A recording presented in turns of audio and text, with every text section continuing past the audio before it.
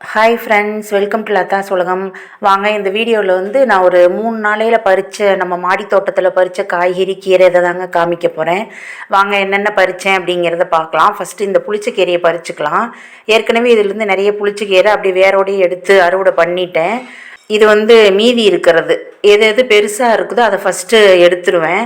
அப்புறமா இதெல்லாம் வந்து கடைசியாக இருக்கிறது, இது கட் பண்ணி எடுத்த பிறகு தளைஞ்சு வந்தது தான் இது.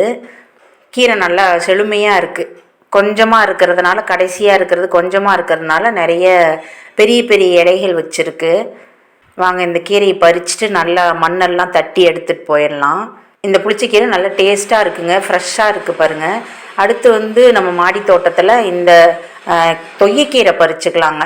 இதை வந்து நான் இதில் வந்து பீட்ரூட் போட்டிருந்தேன், அதை வந்து பறிச்சுட்டு அப்படியே எரு போட்டு வச்சுருந்தேன். அப்புறம் பார்த்தா ஒரு 5-6 நாளையிலேயே கீரை, இந்த தொய்யக்கீரை முளைச்சிருச்சு. சரி நிறைய முளைச்சிருக்கு, இதை வேஸ்ட் பண்ண வேணாம் அப்படின்ட்டு அடுத்த காய்கறி போடுறதுக்கு முன்னே இந்த கீரை வளர்கிற வரைக்கும் வெயிட் பண்ணலான்னு வெயிட் பண்ணிகிட்டு இருந்தேன். இப்போ கீரை வளர்ந்துருச்சு, இதை வந்து பறிச்சிடலாம். இந்த தொய்யக்கீரை வந்து நம்ம எடுத்து நட்டோன்னா அவ்வளோவா செழிப்பாக வளர்றது இல்லைங்க, தானாக முளைச்சி வந்ததுனா தான் நல்லா செழுமையாக வளர்ந்துருக்கு. இது வந்து அப்படியே சும்மா நம்ம கடைஞ்சி சாப்பிட்டோம்னா சூப்பராக இருக்கும். சின்ன வெங்காயம் தேங்காய்லாம் சேர்த்து வரமிளகாய் தாளித்து கொட்டி கடைஞ்சி சாப்பிட்டோம்னா சூப்பராக இருக்கும். இந்த தொய்யக்கீரையெல்லாம் மார்க்கெட்டில் கிடைக்காதுங்க. அடுத்து பாருங்கள், முள்ளங்கி இருக்குது, சிகப்பு முள்ளங்கி. ஒரு 4 முள்ளங்கி மீதி இருக்குது, அதையும் பறிச்சுக்கலாம். இதுவும் முள்ளங்கி நிறைய போட்டிருந்தேன், எல்லாம் பறிச்சிட்டேன். இது வந்து கடைசி சிகப்பு முள்ளங்கி. நம்ம முள்ளங்கி பொரிச்ச குழம்பு வச்சோன்னாலும் சூப்பராக இருக்கும், முள்ளங்கி சாம்பாருக்கும் நல்லாயிருக்கும். முள்ளங்கி சாம்பார் வந்து கத்திரிக்காய் முருங்கைக்காய் இதெல்லாம் சேர்த்து சாம்பார் வச்சோன்னாலும் நல்லாயிருக்கும். இந்த கடைசி கிழங்கு மட்டும் கொஞ்சம் சின்னதாக இருக்குது, மீதி கிழங்கெல்லாம் பெருசாகவே இருக்குது. இந்த முள்ளங்கி வந்து சின்னதாக கட் பண்ணி வெங்காயம் தக்காளி தேங்காய் மிளகாய் இதெல்லாம் சேர்த்து சட்னி அரைச்சி சப்பாத்தி வச்சு சாப்பிட்டோம்னாலும் சூப்பராக இருக்கும். முள்ளங்கி சட்னின்னே சொல்ல முடியாதுங்க, அந்தளவுக்கு நல்லா ருசியாகவே இருக்கும். கொஞ்சம் உளுந்தம்பருப்பு வறுத்து சேர்த்து அரைச்சிக்கணும். அடுத்து பாருங்கள், இந்த இது வந்து முடக்கத்தாங்கீரை. இது வந்து தானாக முளைச்ச கீரை தான், இதுவும் அப்படி தான் தானாக முளைச்சி வந்தது. நல்லா செழிப்பாக சூப்பராக இருக்குது, எவ்வளோ பசுமையாக இருக்குது பாருங்கள். 2 செடி தான் முளைச்சிருந்துச்சு, நல்ல கீரை வளர்ந்துருக்கு, செழிப்பாக இருக்குது. இதை வந்து அப்புறமா தான் ஆஞ்சு எடுத்து வைக்கணும் கீரையை. இதை வந்து நான் இட்லி மாவு கூட இந்த கீரை கூட பச்சை மிளகாய் சீரகம் கொஞ்சம் இஞ்சி உப்பு கொஞ்சம் சேர்த்து அரைச்சி தோசை மாவில் கலந்து தோசை ஊற்றிக்குவோம்.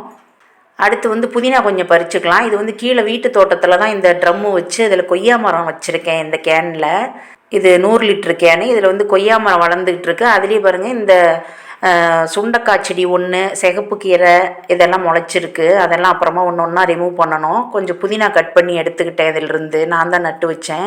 அப்புறம் வெண்டைக்காய் கொஞ்சம் இருந்துச்சு மாடியில், அதையும் பறித்து வச்சுருக்கேன். அப்புறம் இது கீழே பாருங்கள், வீட்டு தோட்டத்தில் கொஞ்சம் கற்பூரவள்ளி நிறையவே வளர்ந்துருச்சு, காடு மாதிரி வளர்ந்துருது.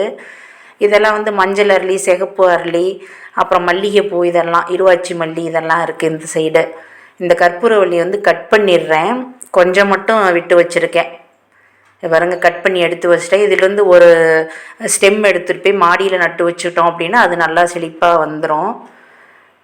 அடுத்து பாருங்கள், பொன்னாங்கண்ணி கீரை. பச்சை பொன்னாங்கண்ணி இருக்குது இல்லைங்களா, நம்ம நாட்டு பொன்னாங்கண்ணின்னு கூட சொல்லுவோம், வெள்ளை கலரில் பூ பூக்கும். இதெல்லாம் ஈஸியாக வளர்கிறது தாங்க. இது வந்து நல்லா ஒரே ஒரு செடி இன்னொரு பக்கத்தில் முளைச்சிருந்தது, அதை எடுத்துகிட்டு வந்து இங்கே நட்டு வச்சேன், சூப்பராக தளைஞ்சிருச்சு. நல்லா நிறைய பிரான்ச்சஸ் விட்டு கீரை நிறைய வளர்ந்துருக்கு, நிறைய பிரான்ச்சஸ் விட்டு சூப்பராக கீரை தளைஞ்சிருக்கு. இதை வந்து இப்போ ஃபுல்லாகவே கட் பண்ணி எடுத்துக்கலாம், திரும்ப திரும்ப தளைஞ்சு வரும். பாருங்கள், எல்லாம் ஃபுல்லாக கட் பண்ணி எடுத்து வச்சுட்டேன். இந்த பச்சை பொன்னாங்கண்ணி ஃபுல்லாக. இதை வந்து கீரையை மட்டும் ஆஞ்சு எடுத்துகிட்டு ஒரு 2-3 நாள் கடைஞ்சிக்கலாம். இந்த கீரையெல்லாம் அந்த தண்டு எடுத்து வச்சோன்னாவே நல்லா வேர் பிடிச்சி வளர்ந்துருங்க. ஈஸியாக வளர்க்கக்கூடியது தான், நம்ம மாடியில் ஈஸியாக வளர்க்கலாம், யார் வேணுன்னா வளர்க்கலாம். இது வந்து சித்தரத்தைங்க, இதுவும் 7-8 மாதத்துக்கு மேலே ஆச்சு. இதை வந்து கேனோடு எடுத்து கொட்டி ரிமூவ் பண்ணினேன். கிழங்கு வந்து சின்ன சின்னதாக தாங்க விளைஞ்சிருந்தது. அப்புறம் அந்த தோலை ரிமூவ் பண்ணிவிட்டு அதை காய வச்சு பொடி பண்ணி வச்சுக்கிட்டேன். சளிக்கு நல்ல மருந்தது. சளி பிடிச்சிருச்சு அப்படின்னா 1 ஸ்பூன் எடுத்து சுடுதண்ணியில் கலந்து இதை நம்ம குடிக்கலாம், சரியாயிடும். அப்புறம் இது வந்து புளிச்சக்கீரை, இன்னொரு நாள் எடுத்தது இதையும் இப்போ கட் பண்ணி எடுத்துக்கலாம். அவ்வளோதாங்க. இப்போ நம்ம மாடி தோட்டத்தில் பறித்த காய் கீரை எல்லாத்தையும் பார்த்துட்டோம். இந்த வீடியோ உங்களுக்கு பிடிச்சிருந்துன்னா வீடியோக்கு ஒரு லைக் கொடுத்துருங்க. அப்படியே நம்ம லதாஸ் உலகம் சேனலை சப்ஸ்கிரைப் பண்ணிவிட்டு பக்கத்தில் இருக்கிற பெல் பட்டனில் ஆல் கிளிக் கொடுத்து வச்சுக்கோங்க ஃப்ரெண்ட்ஸ். தேங்க்யூ.